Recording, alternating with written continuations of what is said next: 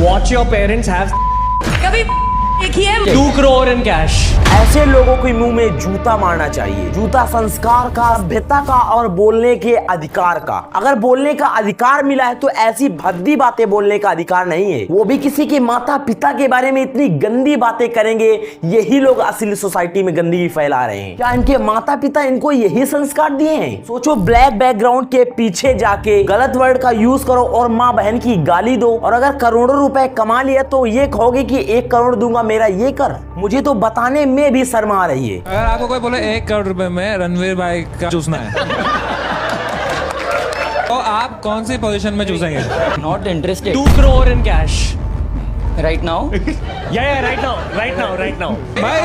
मेरे तरफ से 1 लाख एक्स्ट्रा। ऐसा काम करना कोई कॉमेडी नहीं बल्कि नीचता है। माना कि करोड़ों रुपए आपने कमाए, लेकिन ऐसा किसी को नहीं कह सकते। इन्हें करोड़ों लोग फॉलो करते हैं और यही गंदगी का कारण है। तो कंट्रोवर्सी हुई सिर्फ रणवीर नहीं है बल्कि रणवीर मेन है। इनके बारे में पूरा देश बस एक ही बात बोल रहा है, इन पर कार्रवाई हो। इन्होंने माँ बहन की गाली दे के हंस रहे हैं। इसकी शुरुआत कैसे हुई शायद आप इन चेहरे को जानते होंगे। कहने को तो एक ये इन्फ्लुएंसर है, कंटेंट क्रिएटर है, मिलियंस में फॉलोअर्स हैं और पैसा है, लेकिन आज ये तीनों बदनाम हैं। इन तीनों की सजा क्या होगी इसकी बात वीडियो में आगे करेंगे, लेकिन इससे पहले बात कर लेते हैं इस कंट्रोवर्सी शो की स्टार्टिंग कैसे हुई।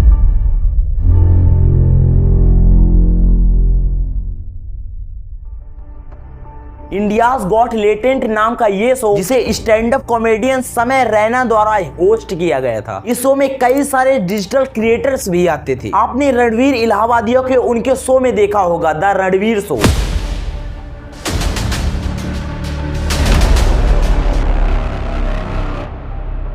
बेसिकली इस शो में बड़े बड़े बिजनेसमैन, फिल्म स्टार और नेताओं से कन्वर्सेशन होती है, लेकिन इस बार उनका बयान उन्हें ही भारी पड़ गया। कंटेंट से मुश्किल और सामाजिक सवाल पूछे जा रहे थे। उसी दौरान रणवीर इलाहाबादिया ने एक लड़के से बेहद अश्लील और विवाद वाला सवाल पूछा। Would you rather watch your parents have every day for the rest of your life?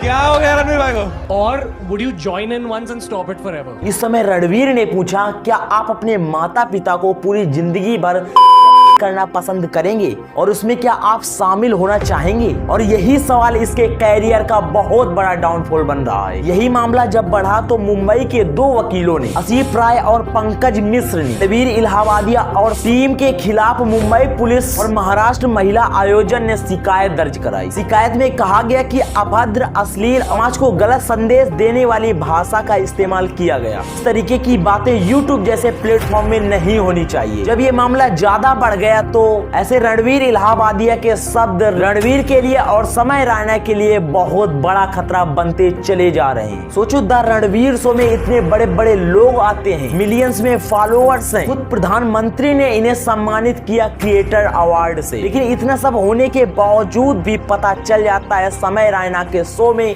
कि ये इंसान कितना घिनौना सोच का है और इसके माता पिता इसे कुछ संस्कार दिए हों। अपने माता पिता की इज्जत मानो घोट कर पी गया हो। आपकी जानकारी के लिए मैं बता दूं कि ये सवाल इसका नहीं है, इसने सवाल चोरी किया है एक विदेशी पॉडकास्ट चैनल से। और दोस्तों, बात बस यहीं पर सीमित नहीं होती है। इसकी जो बियर वाली जो इमेज है ना, ये जब धुल जाती है जब ये कहता है एक कंटेक्स्ट से कि 2 करोड़ रुपए दूंगा, और जो इसके बाद जो बात बोली ना, मैं दोस्तों बोल नहीं सकता। अगर आपको कोई बोले 1 करोड़ रुपए में रणवीर भाई का चूसना है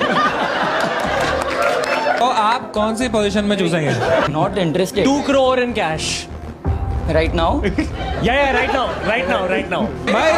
मेरे तरफ से 1 लाख एक्स्ट्रा। सोचिए दोस्तों, कितना घिनौना आदमी है। आज अगर ये वीडियो मोदी जी भी देख रहे होंगे ना, तो वो भी सोच रहे होंगे कि मैंने आखिर किसको क्रिएटर अवार्ड दे दिया। सोचिए, जहां माता पिता को भगवान माना जाता था, लेकिन कंटेंट के लिए ब्लैक कॉमेडी के नाम पर क्या क्या कहे जा रहा है। और सोचो, ये इसे कहते हुए एक भी लज्जा नहीं आई, शर्म नहीं आई। और इसके पॉडकास्ट चैनल में एक पॉडकास्ट है अजय देवगन का, उन्होंने ट्वीट किया, अगर इसका सोच ऐसा होगा मुझे पता होता तो मैं कभी इसके पॉडकास्ट में जाता ही नहीं। और यही नहीं, बहुत निगेटिव ट्वीट किए गए हैं। और अब दोस्तों लगता है कि इसका पॉडकास्ट बंद हो जाएगा, क्योंकि इस कंट्रोवर्सी के बाद एक पॉडकास्ट शूट होने वाला था और इस पॉडकास्ट के गेस्ट थे एक बहुत ही फेमस सिंगर सिंगर, इनका नाम प्रतीक बच्चन। यूट्यूब पर इनका चैनल है बी प्राक, एक फेमस सिंगर, बट इन्होंने बोला कि अब मैं इस रणवीर के शो में नहीं जाऊंगा। राधे राधे दोस्तों, कैसे हो आप सब।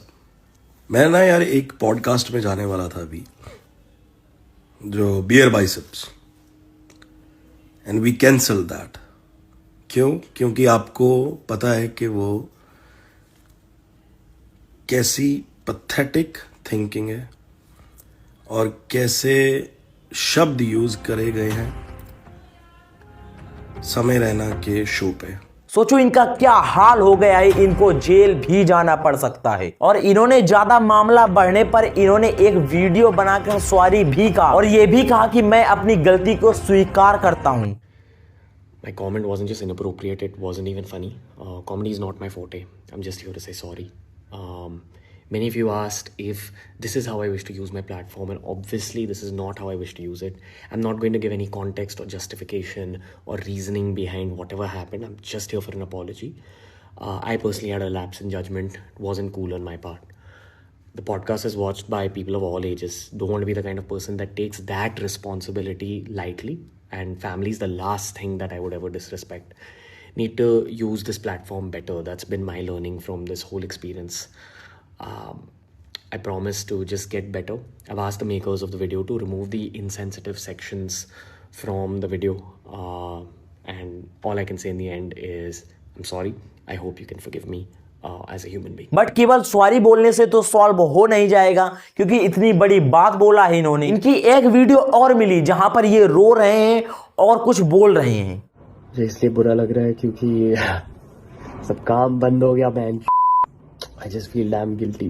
पूरी टीम को इससे एक्सपोज कर दिया और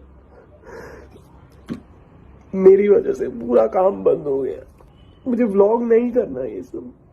अगर व्लॉग नहीं करेंगे तो वीडियोस नहीं होंगे अपलोड करने को ना। मैं आप खुद देख रहे हैं कि अभी भी गाली देना नहीं बंद कर रहे हैं। मेरा मकसद ठेस पहुंचाना बिल्कुल भी नहीं है, लेकिन बहुत गलत बात है। कॉमेडी के नाम पर किसी के माँ बाप को इतना ज्यादा गलत बोलोगी, आगे इनको बहुत बड़ा भारी पड़ सकता है। तो नेक्स्ट वीडियो में मिलते हैं दोस्तों। बहुत बहुत धन्यवाद।